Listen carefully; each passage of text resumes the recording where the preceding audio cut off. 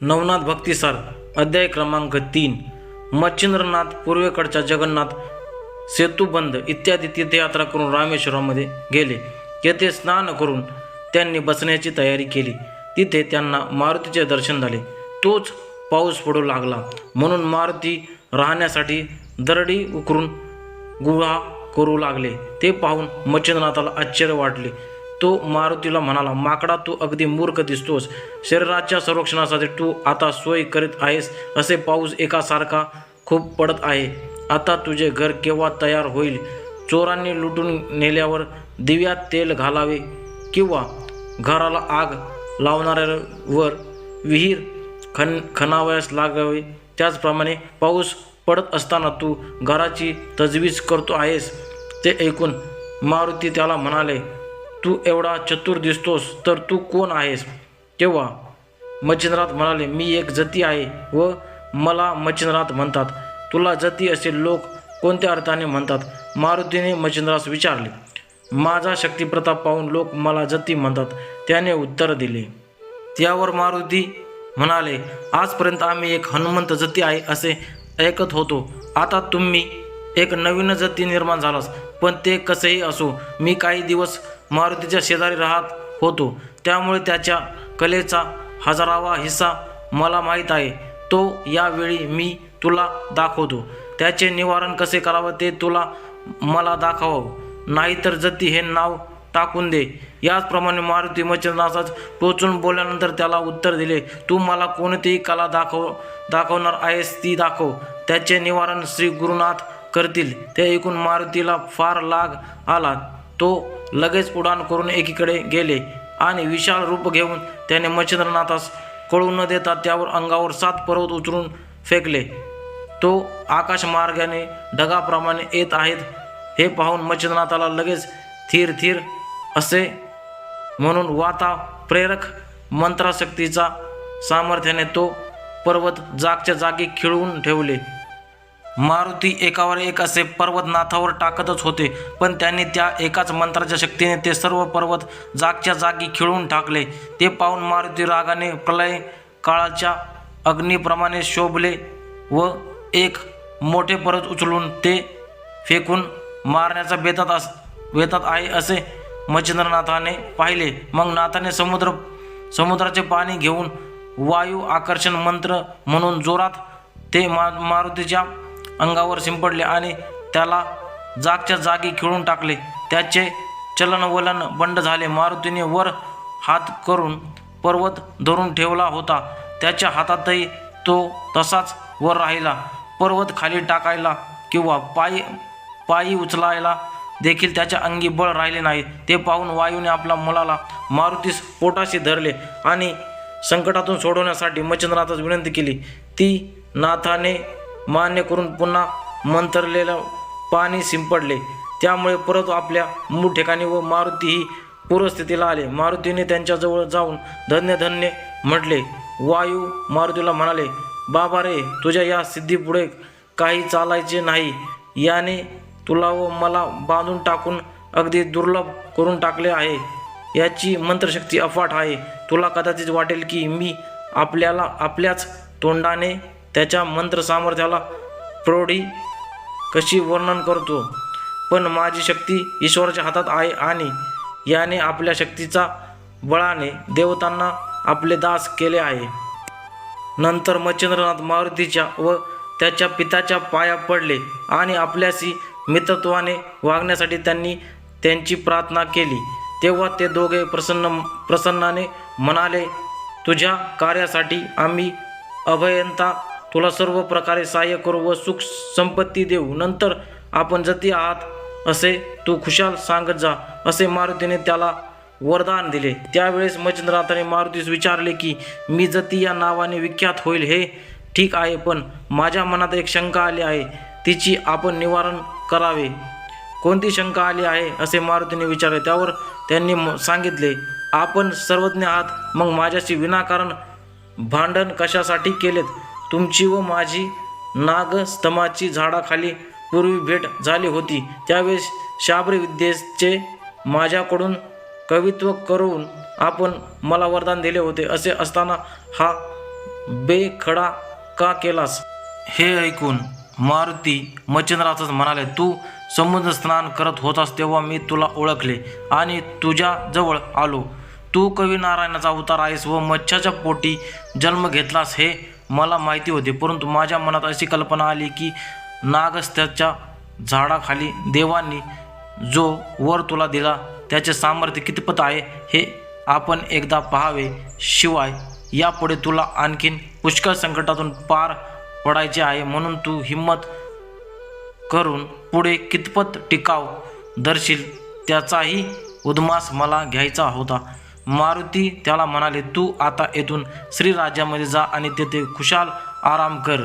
तुझी भेट झाली हे फार चांगले झाले. तुझ्या हातून माझ्या मस्तकावरचा बोजा उतरवला जाईल. त्यावर मच्छिंद्रनाथाने विचारले, असे कोणते ओझे तुमच्यावर पडले आहे? त्यावर मारुती म्हणाले, योगेश्वरा, लंकेचा रावणास ठार मारून रामचंद्र सीतेस घेऊन अयोध्येस परत येत असताना तिच्या मनात आले की मारुतीचा रामाचा खरा दास आहे. याच्यासाठी आपल्या हातून त्याचे होईल तितके अधिक कल्याण करावे, त्यांचे लग्न करावे, संपत्ती व संतती द्यावी, सुख संपन्न करावे. स्त्री वाचून संसारात खरे सुख नाही, परंतु हा ब्रह्मचारी असल्याने माझे ऐकणार नाही असा संशय तिला आला. तेव्हा तिने मला ग्रहस्थमाची करण्यासाठी वचन गोवून टाकण्यासाठी आपल्याजवळ बोलविले व प्रेमाने माझ्या तोंडावरून हात फिरवला. सीतामाई मला म्हणाली, बा मारुती, तू तिन्ही लोकांमध्ये धन्य आहेस. माझे तुझ्याजवळ एक मागणे आहे, ते तू देशील तर फारच चांगले होईल. मी सांगेन तो तू सहसा न कबूल करणार नाहीस म्हण. अशा प्रकारे माता सीतेचे बोलणे ऐकून मला समाधान वाटले. कोणती इच्छा आहे असे मी तिला विचारल्यावर वचन दिल्याशिवाय ती आपला हेतू मला सांगेना. तेव्हा मी तिला वचन देऊन तिची आज्ञा मानण्याचे मनापासून कबूल केले. त्यावर मी श्रमी होऊन सुख भोगावे अशी इच्छा तिने सांगितली. त्यामुळे मी फार मोठ्या संकटात सापडलो व खिन्न होऊन सीतेला काही उत्तर न देता रामाकडे येऊन बसलो.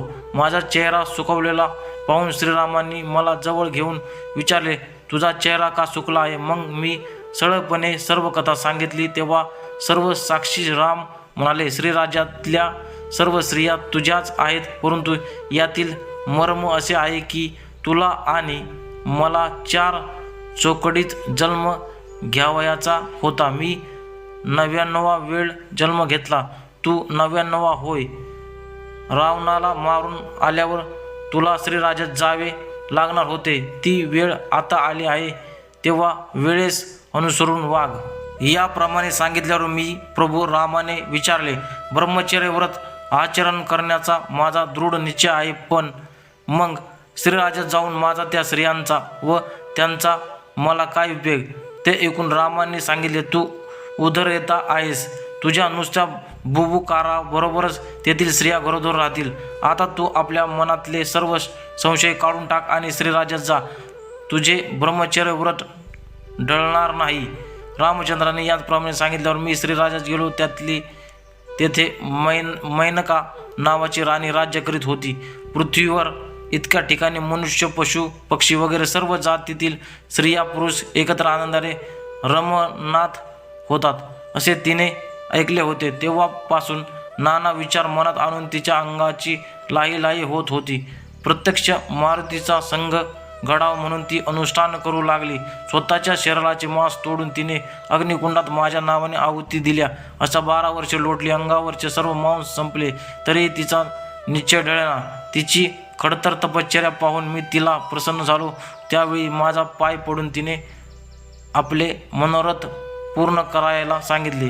ती मला म्हणाली, मारुतीराया, तुमच्या बुबुकाराने येथील सर्व स्त्रिया गरोदर राहतात, त्यामुळे तुम्ही येथील सर्व स्त्रियांचे पती ठरता. यामुळे सर्वांना खूप सुख होते, परंतु माझ्या मनात तुमच्याशी प्रत्यक्ष संग करावा असे आहे.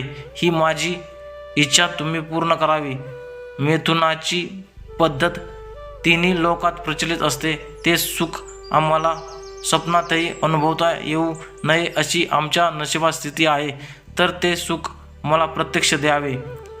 असे तिने म्हटल्यावर मी तिला सांगितले, मी ब्रह्मचर्य व्रत कडक पाळतो अशी माझी प्रसिद्धी आहे, त्यामुळे ही गोष्ट माझ्याकडून कधीच घडणार नाही. माझ्या श्वासाने तुमची तृप्ती होते तेवढे पुरे आहे. आता तुझी इच्छा पूर्ण करण्यासाठी मच्छिंद्रनाथ येथे येईल.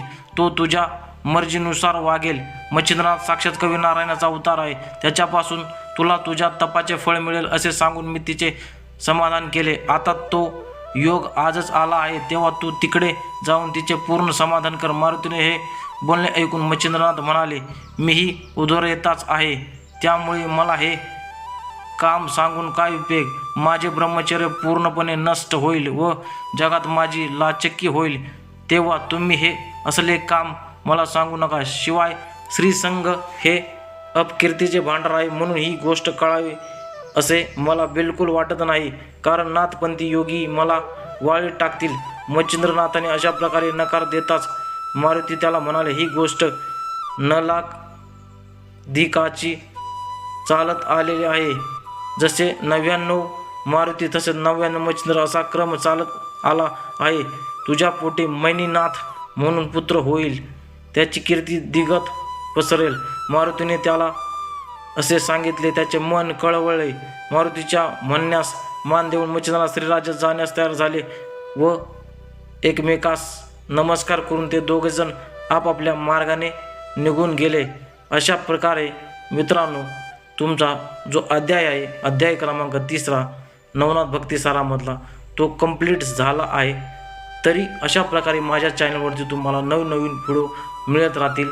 अशाच प्रकारे माझ्या चॅनलवरती तुम्हाला नवनाथ भक्तिसार व्हिडिओ, नवनाथ कथा आणि अलग प्रकारचे नवनाथांचे उपदेश पाहायला मिळतील. तरी चॅनल लाईक करा, शेअर करा, सबस्क्राईब करा आणि जास्तीत जास्त व्हिडिओ लोकांना शेअर करा, जेणेकरून सर्वांना नवनाथ भक्तिसार आणि नवनाथ कथा ज्या आहेत या व्हिडिओच्या माध्यमातून पाहायला मिळतील.